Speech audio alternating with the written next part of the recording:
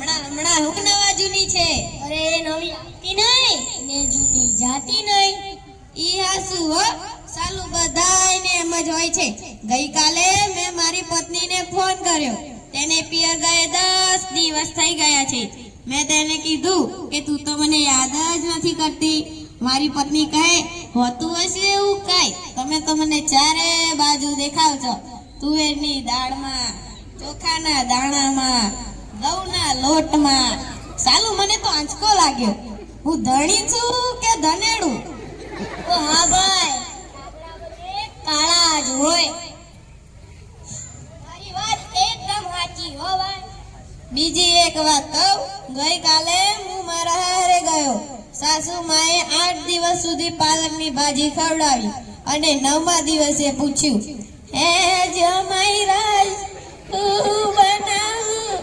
પછી તો મેં કહી દીધું, ખેતર બતાવી દો, એ હું જાતે ચરી લઈશ. ઓહો હો હો, ખરી હો ભાઈ તે તો.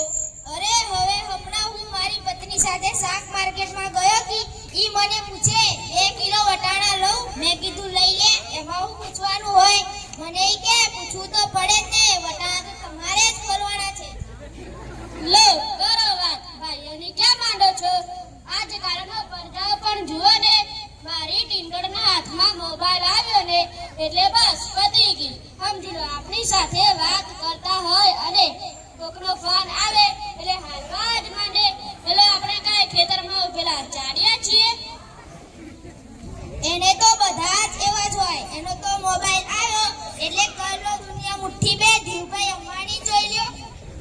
એમાં તો જીવો આવ્યો ત્યારથી છોકરાઓ આપણો જીવ લઈ ગયા છે. આનું નામ જીવો નહીં પણ મરો એવું રાખવું જોઈતું તું. મોબાઈલ આવ્યો એટલે ઘડિયાળ ગઈ. મોબાઈલ આવ્યો એટલે બેટરી ગઈ. મોબાઈલ આવ્યો એટલે ટપાલ ગઈ. મોબાઈલ આવ્યો એટલે કોમ્પ્યુટર ગઈ.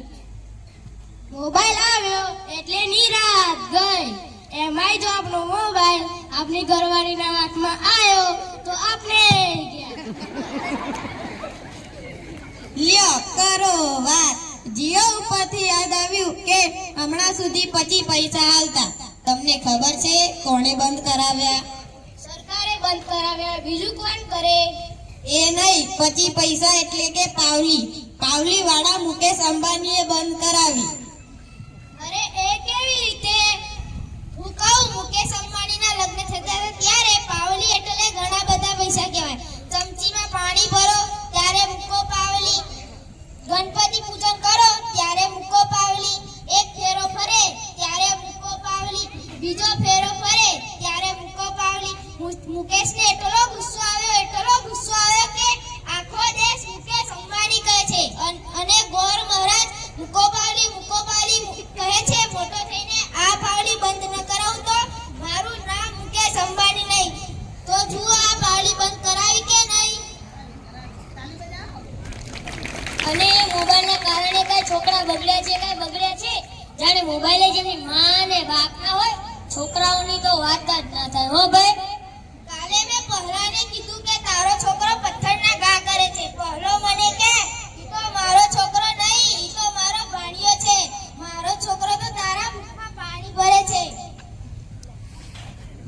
એ લાટા પાટા શણગાર કરીને સ્કૂલે મોકલ્યો હોય ને, ઘરે આવે ત્યારે પલટેલા કાગડા જેવો થઈ ગયો.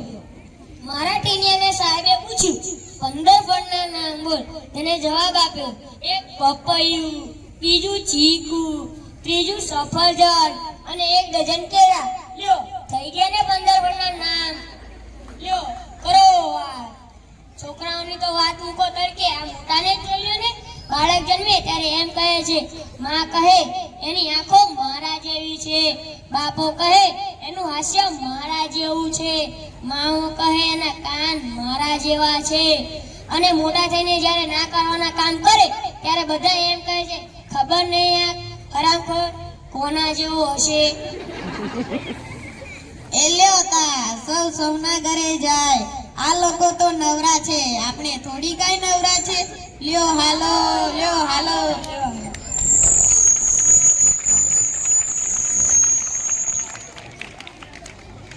હાલો